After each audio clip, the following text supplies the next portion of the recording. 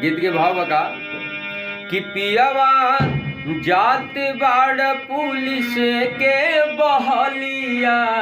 में, पियावा जात बाड़ पुलिस के बहलिया में का तो कुछ ले ले अइहा, कुछ ले ले अइहो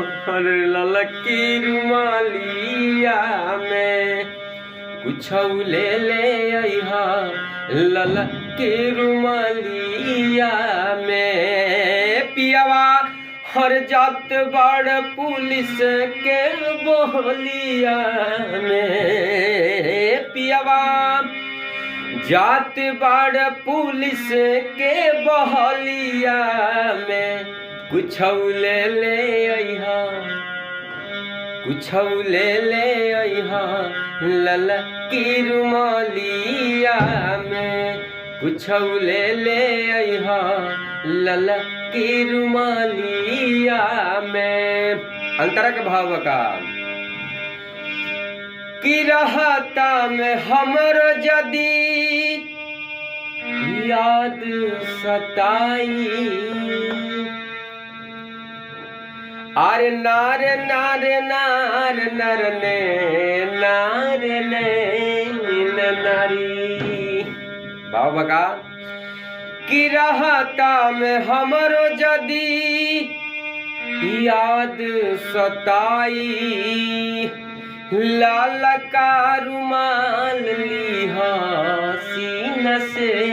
लगाई। और कहती है का औरतिया कि पियऊ भूल नाही पैबा ओह गलिया के, पियऊ भूल नाही पैबा ओह गलिया के, कुछ ले ले अइहा ललकी रुमालिया में, कुछ ले ले अइहा ललकी रुमालिया में। कि पियावा जात बाड़ पुलिस के बहलिया में, पियावा जात बाड़ पुलिस के बहलिया में, कुछ ले ले अइहा